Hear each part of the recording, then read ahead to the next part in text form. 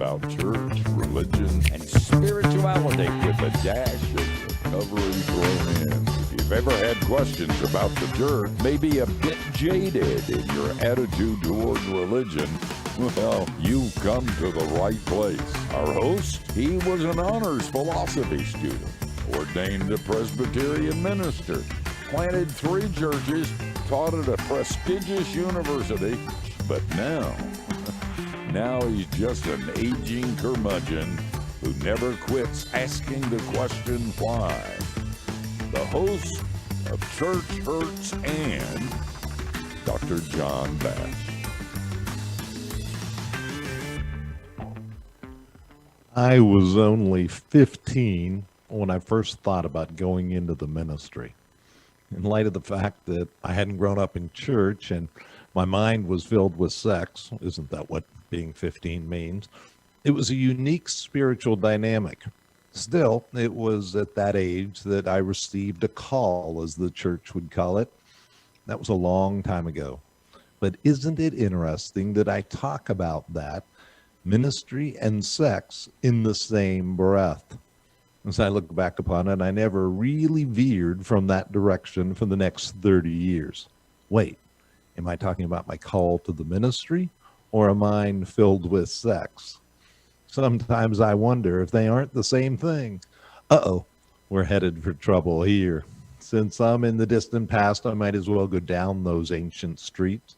I remember wondering what it would be like if I really did become a minister as I pursued education in that direction. I became acutely aware of how clergy was perceived in the world around me. Remember the televangelist scandals? Jimmy Baker, Jimmy Swaggart, famous TV preachers who not so euphemistically got caught with their pants down.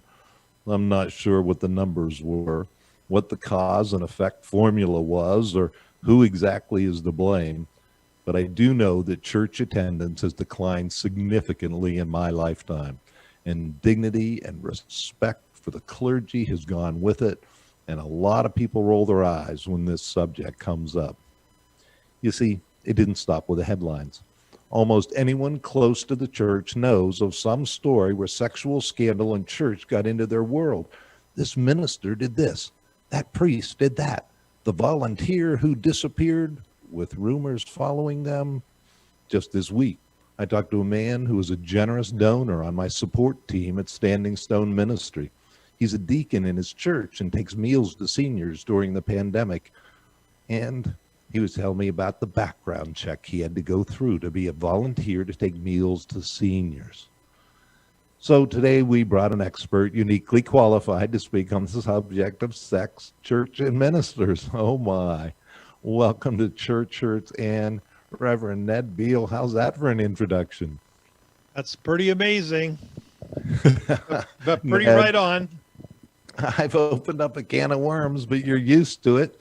And I hear you even run into some groups where people who seek recovery from sexual addiction hang out. Do you really believe there's such a thing, or is it just a cover for oversexed people with weak moral constitutions?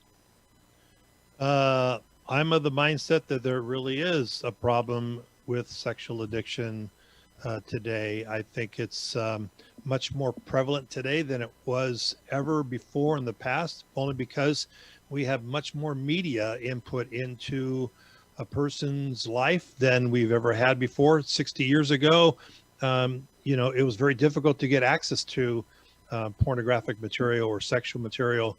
Now it's everywhere. It's rampant. It's on billboards. It's in every commercial. It's everywhere. So the temptation has always been there, but it's just that there's always been that men and women have always struggled with temptation. But there just seems that the media devices out there have catapulted, I think, the problem where people are addicted to relationships, sexual encounters, pornography, masturbation. It's something that within them that they need to cope with life or to numb out the pain in their life. Those are things that are real, in my opinion. I know that there's there's a number of psychiatrists or doctors who think it's not there. It's not real. They just basically call it hypersexuality with a moral problem with it. Okay, But okay. I think let me just cut you off for a second because I okay. think there's a general acceptance of we have an issue with sex in this culture. I think most people are going to say, oh yeah, one way or another. I mean, I just noticed the news this week. There's a thing about 11-year-old girls in Hollywood and over sexualizing this movie. But don't you're a minister, Ned? Don't people go to church to get in everyday life? Do they really want to hear about addictions and problems? Isn't church a way to escape that stuff? For John, for some it is. They want to. For some, church is a bubble, right? So I want to walk into a church, and I don't want the world out there to follow me into that church. And yet, if you've got struggles with issues of pornography or sexual addiction, or or you're hiding a sin that you've been carrying in you. You want to try to ignore that it's there. You want to play that denial game. But so yeah, there's people that don't want to even hear about it or talk about it. There's no question about it. But then you have people that are really having some struggles, and it's hurt their relationships with their marriages and with their family, and so they're coming to church and they're hoping that they can find some hope and relief or something to help them. When the church doesn't talk about it, they're talking about it. They're making a statement about it.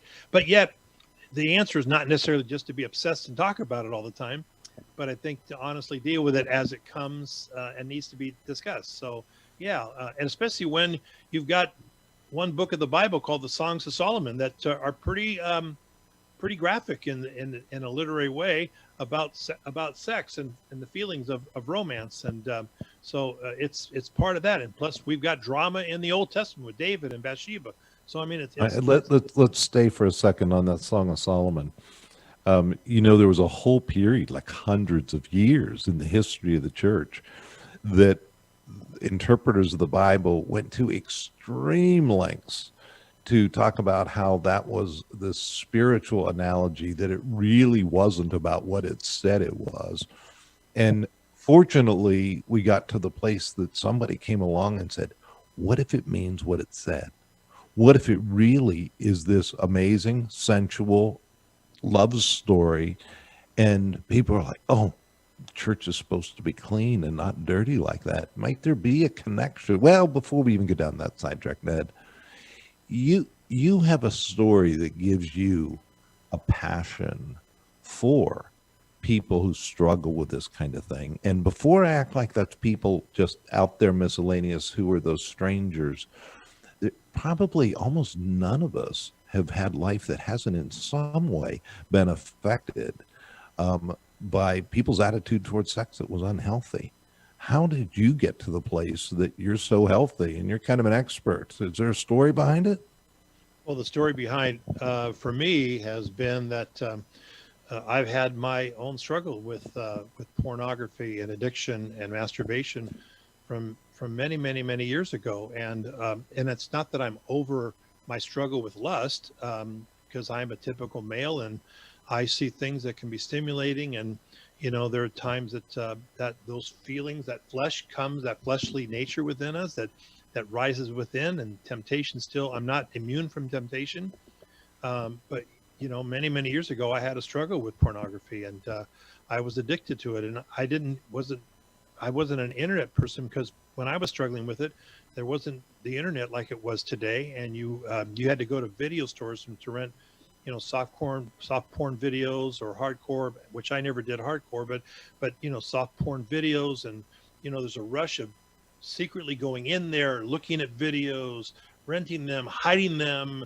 using them, waiting for your spouse to leave, then watching them, and then acting out, and then it was driving me, it was ruining my life, it was ruining inside of me. I was eaten up. I feel like I was living two lives, and I was with a group of covenant brothers in Christ, who basically, when I shared my heart with them and shared the struggle, these guys prayed with me, but they pushed me, and in loving ways, but strongly pushed me to really address this issue and to get the help that I needed. And God opened a door for me to get the help that I needed. And, I was able to go to a place in Arizona to see a specialist in this area who helps people in that regards, and worked with that person for 2 weeks. And then I got into, 12-step recovery groups to get over, to overcome those urges. And so that control that it had in my life. So Wait, let me hold on just 1 second. Go backwards a little bit. When you were in the midst of that struggle, how much did it affect the rest of your life? Instead of it just being an escape, a periodic escape, did it affect other things? Was it affecting your marriage? Was it affecting your work? Was it affecting other relationships? Well, it affected, here's how it would have, first of all, it affected my marriage, because when you're having what we call sex with yourself through masturbation, you're relieving yourself through that means, which means that you're not, it decreases the urge that you're having for your spouse at the same time. And so it affects that. Plus there's a barrier between you and your spouse, and it's a blockage, and it just happens that way. The other thing is that when you're in that, you're in a protective mode. An alcoholic who's trying to protect himself from people finding out that he's drinking, and they try to put on the airs that everything is okay. It's sometimes when someone's suspecting of you or catches you with them, you blame other people, you rage, you find other ways to do that. And many times with pornography addiction, you also have addictions with other things. So I had an addiction also with food. And so it affects that. And then you're living a double life. And it's very difficult to live a double secret life and to function that way. So yeah, it affects all of those kind of things. And so when while I didn't come out to my church in one sense, I did come out to some Covenant brothers, but getting free of that, when God brought men into my life who needed help, and I was the guy that could help them. It's like that Paul saying, the God who comforts us, we then turn comfort others through the struggles that they go through. So, God brought healing to me, but so that then I need to be an agent of healing to other people. So I cut you off. So tell me about healing. You said you went and got some counseling. You went to a place. How do you go from what you will now call an addiction? And I want to, after you answer this, I want to ask you to give us some definitions here, because there's some people listening now who may be saying, well, I don't know, do I fall into that category? But before we get there, how did you find help? What was the key? What made the turn from an addict lifestyle to a person in recovery? Well, I can only describe it, John, in recovery type of terminology. There's a point where you hit a bottom.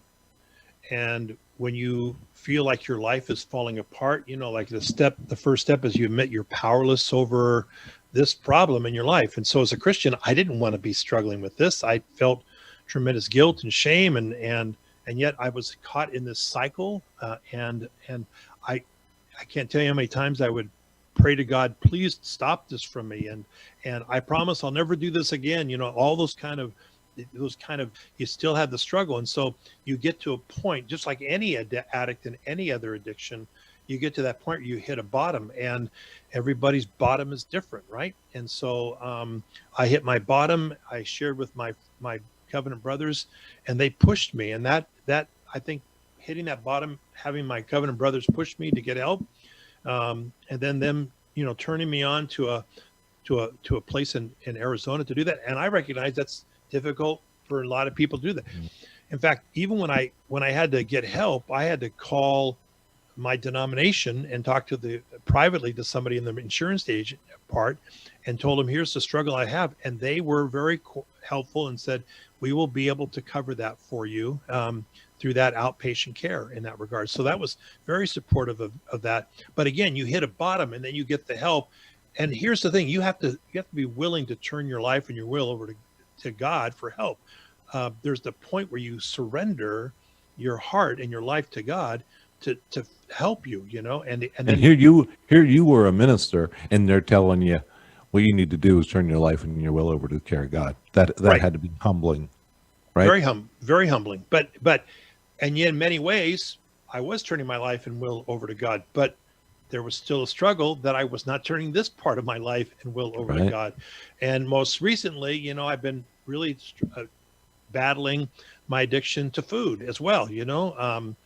It's the You look same. fit. I know you're a fit guy. You do that cycling thing, and really, you're still struggling with food. You look Oh great. yeah. I mean, my wife can go visit the grandkids and there's chips in the house and man, it's like that I can hear them calling to me, And so, you have to learn surrender techniques and working the same kind of steps as you do with any kind of addiction. You want to be able to do that. So, yeah, I mean, you have to come to a point where you're ready to release it. So it's like years ago, I had a gentleman that came to me and struggled with alcohol, and he said, I don't know what to do, and I said to him, I said, the only thing I can tell you, brother, is to go to 90 meetings in 90 days.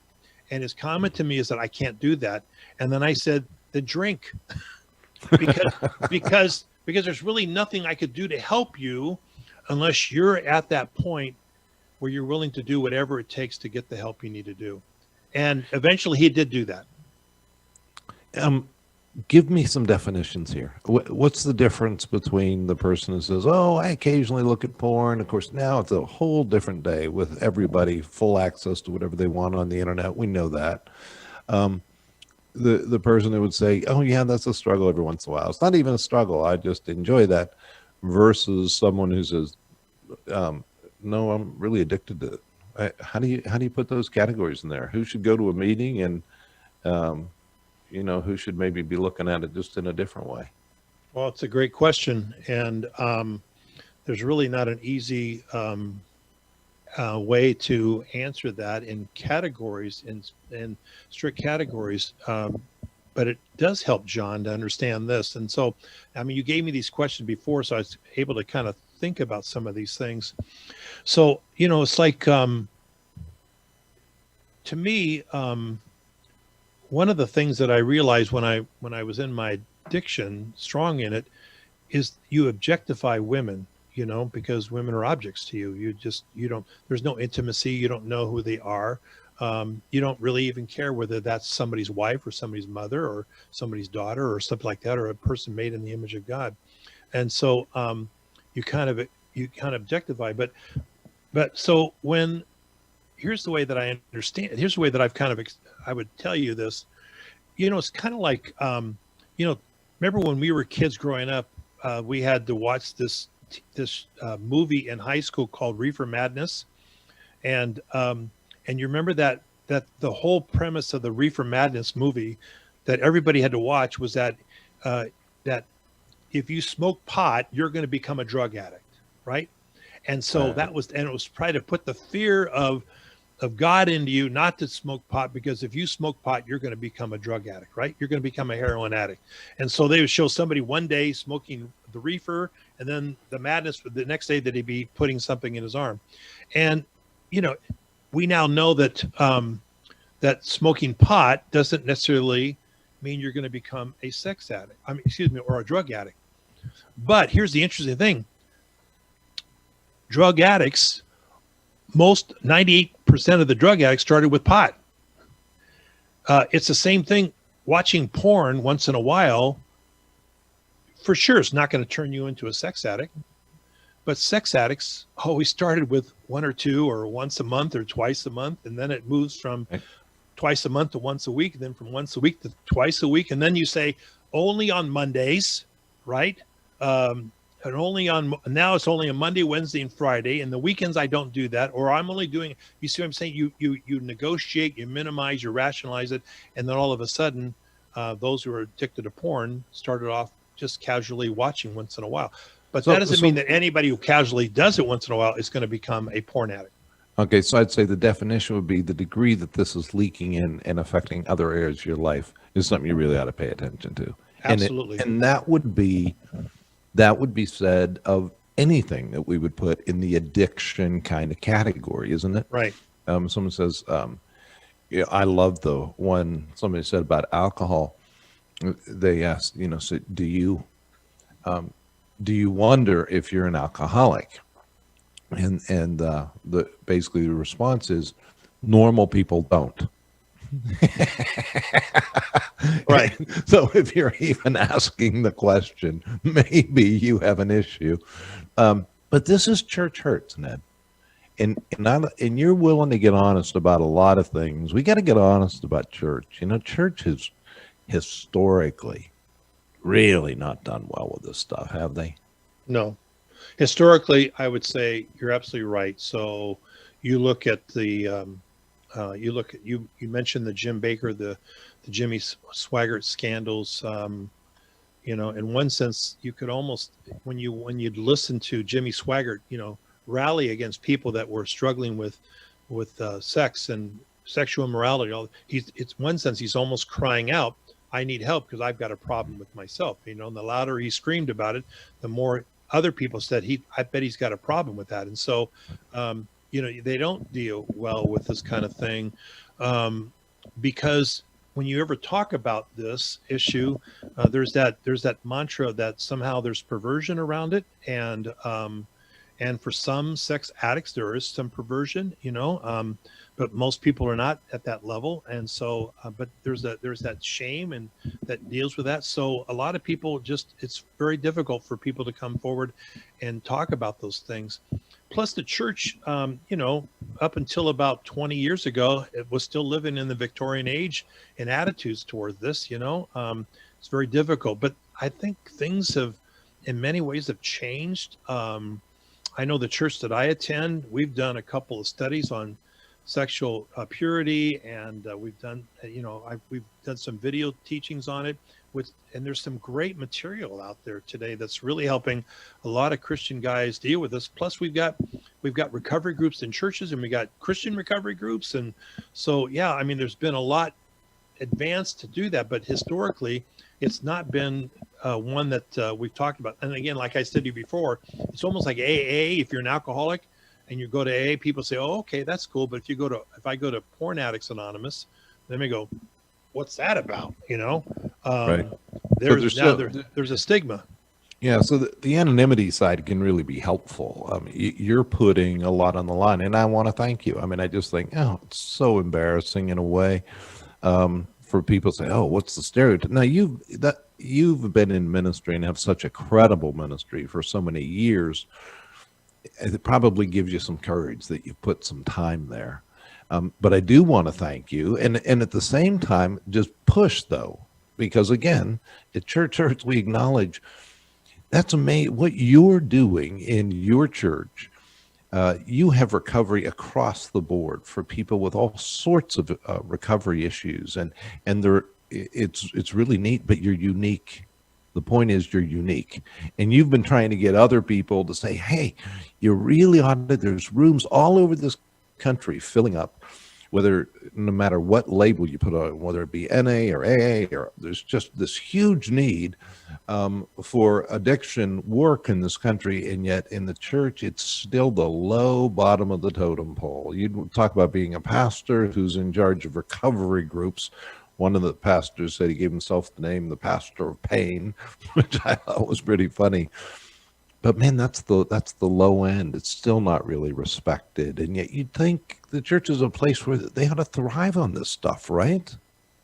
Right, especially when you think about that the Bible is not silent about talking about human sexuality. In fact, if anything, when you study the scriptures, it's all through there, right? That we are created as sexual beings. God wired us that way, and so this, in one sense, there's nothing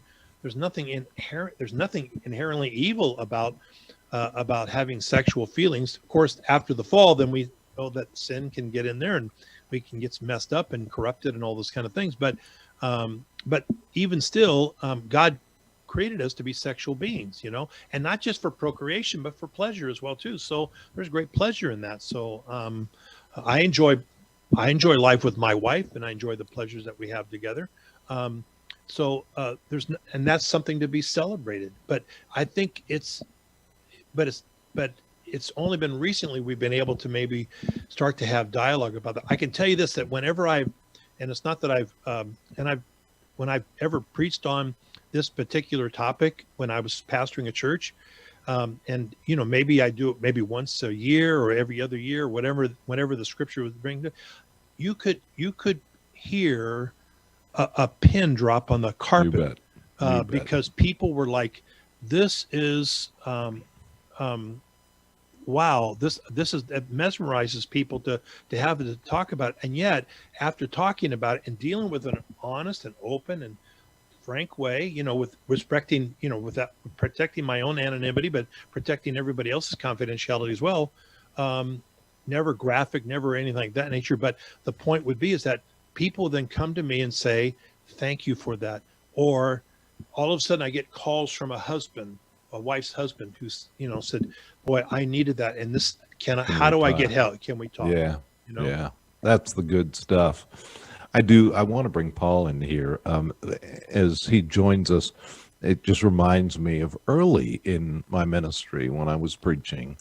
A woman came up to me one time and she said, "Do you know what it's like sitting next to a teenage daughter when you're preaching on sex?" And I said, I have no idea. Tell me. She said, "It's horrifying." For the mother. It was, yeah, for the mother. Because we really were very direct and honest, and it was a fun topic in the church. But there is that question, aren't we supposed to kind of be a little bit prudish on things? And I think I was less so when I was young. But Paul, you got to have a twist on this. Wow. You have talked so much. First of all, let me just applaud you for what you do and for bringing this out of the shadows and into the light. Oh, my goodness. I'm a good Irish Catholic. I used to say my mother and I'm an only child, my mother had sex once, and she didn't like it.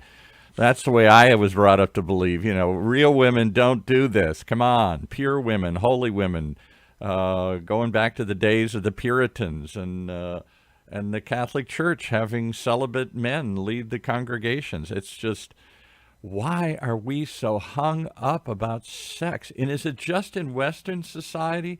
They seem to be a little more open about this in other countries and other cultures. Why are we so hung up about it, and is it just our hang up? Well, I think that, when you're talking about that, Paul, I think of the pendulum swinging.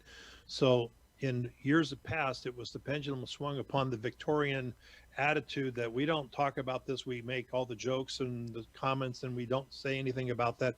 And there's problems that are going on, but we cover those things up. We repress those things. Right. And then what's happened in our culture since the 60s, because the 60s basically opened up, a Pandora's box, swung all the way to the other side, and anything goes, right? And it's all out there. And now people don't know how do they deal with this? And so it's how do you come to that center motion of that pendulum swinging there in the center, that we can have this kind of conversation and really in one sense say, let's address the issues and let's talk about some of the social issues, the social pressures upon men and women. The Catholic Church should have a dialogue about, should we end the celibacy of the priesthood? Have an honest conversation about those kind of things. Right.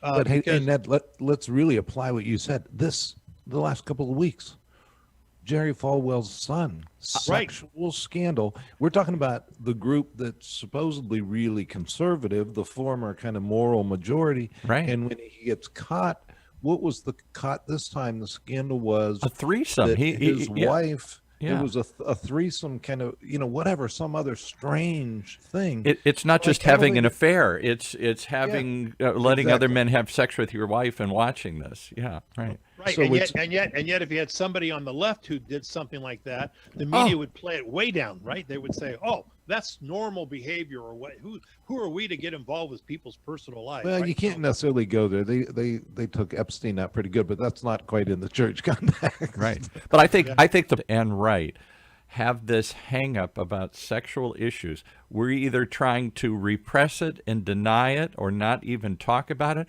or we go to the other extreme, let it happen, baby, but we seem to be obsessed with the subject. It's in our movies, it's in our culture, it's in our ads. We just are, on the one hand, we're just, and maybe because it's always been so sinful, it's always so scintillating. Is there a place for the church to create a healthy sex? A healthy, not just a healthy discussion, but to a place where beyond just procreation, a man or woman, you have a child, now never do it again. I never heard those discussions. I'm taught to be honest. I'm taught to be helpful to others. I'm taught to be kind and not cheat and all these other values that they place great discussions you on. want a Christian Dr. Ruth or Yeah, who was right. it? There Yeah. you go. Right. Well, I don't know. I mean, there's been attempts at that, and I think that I think Steve Arterburn wrote a book called Every Man's Battle, which is a thing that helped a lot of guys. There's a video series called Conquer Series, and when I went through it, and my knowledge of sexual addiction and porn addiction, these guys had done their research and they were doing something really powerful and honest out there, and they're doing something to have dialogue and have conversation, and they're providing coaching for churches to see how they can work into this kind of thing. Promise Keepers tried to do it many years ago, but it just wasn't the right time for it, because there were they couldn't facilitate that conversation within the church. I don't think the church was ready for it. But yeah, I think there's a point where you have to have that conversation in the church. And even still, there's Victorian attitudes that are still prevalent in the life of the church, not just in the Catholic Church, but in the Protestant. Well, all women should lie on their back and think of Mother England here. This is not something to be enjoyed. This is something to be endured for the good of the country here. Takes an Irish Catholic to know that quote. Right? Well, exactly. And yet, when you compare our culture to the ancient Greek culture that the Apostle Paul lived in, they had complete temples for this kind of for pornography and prostitution and things of that nature. Yeah. It was so rampant. It literally destroyed their culture. Well, and look at not just what we're going to call heterosexual, but oh my God, homosexual or any other sort of imagination that we could go down a lot of rabbit holes here. Not going there, Paul. You're not helping me either. No, I'm just saying that all of this the church has created a notion, in my opinion. This is just my opinion, having grown up in a Catholic world, and I don't think the rest of the church is that much different, where the subject is taboo because there's something wrong about our sexual feelings that just needs to be repressed and ignored. And you've brought even another thing to our attention right away when you came in. That's why I love bringing you in, Paul. Is this discussion has been very male-oriented. Very. Oh. And we would really make a mistake, a big mistake, if we didn't think that this women didn't have this problem exactly. too. Yeah. Exactly. You're being honest, and it's about you, and I'm a male, and I'm an interviewer, and you're the producer, and you're Right. a man. But reality is, women have this issue as well. Not holy women, not good women. They don't think of such things here. Come on. Thank you, Paul. But I really do just want to call attention to that, because then there are groups. And I'm going to have to wrap up, but let's just be really practical. People who do have issues with this can find significant groups to help them. They don't have to be alone, is the good news. Can find it both within church and outside of church. Where would they go? Be practical. Where the person's listening now, man or woman, and saying, I'd like to just even talk to some people about it. Where do they go? Well, I could tell you, John, that across America and around the world, there's a ministry called Celebrate Recovery Ministry that started out of Saddleback, and there are over 30,000 Celebrate Recovery groups around the world, international. And I would tell you there's probably at least 20,000 of those that are in the United States alone. And there is, and they're addressing all of the addictive issues, but even that's a good thing for people to know that they can, if their church has a Celebrate Recovery ministry, they can go there and get and have anonymity and confidentiality. There's our 12-step base. There's SA called Sexaholics Anonymous. There's Sex AA, Sex Addicts Anonymous, and then there's one called SLAA, Sex Love Addicts Anonymous. And so they're all there to help people to deal with this particular issue. So you don't have to walk it alone, but even still, you still have to come to a point where you've hit bottom. You want to say, I want to be free of this. I don't want this to be in charge of my life. I don't want it to have the power over my life that it once was. So, for me, Amen. I've got over 25 years of sobriety in porn addiction. And so, but I work at it every day. I have to. Well, and I just got to say, got to leave it there. It is an everyday issue. It is recovery, and you have been a model and have helped so many people, Ned. Just want to say thank you. Somehow, somewhere along the way, church people came to be equated with that establishment. Good, clean, proper church-going members of society they were. And nations came to be Christian too, or at least Catholic, or Orthodox, or Lutheran, or Anglican, or some descriptive adjective of Christian. It became the law of the land to be proper church-going folks.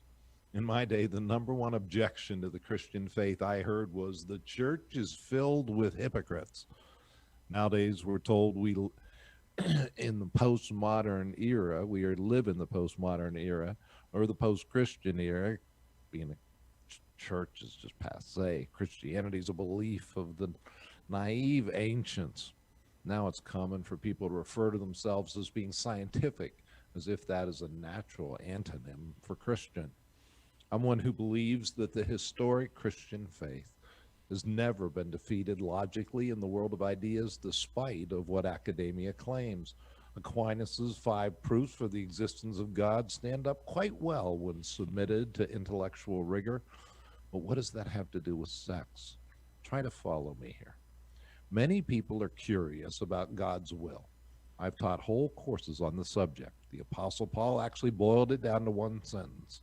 It's this in 1 Thessalonians 4, this is the will of God, your sanctification. Big word. God wants you to be holy. Be holy like your Father in heaven is holy. Now, that may sound kind of heavy and scary, but it's wonderful. But catch this, since we don't have all day. How can I do that? How could I start?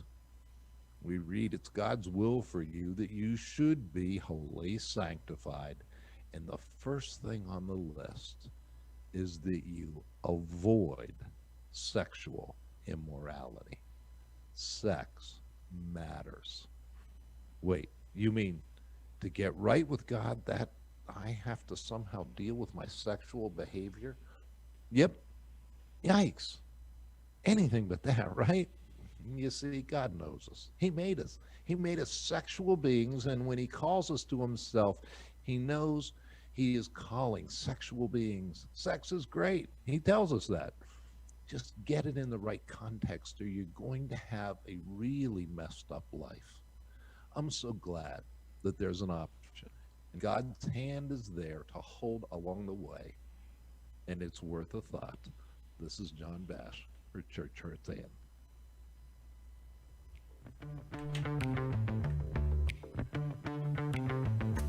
Well, that was worth a thought.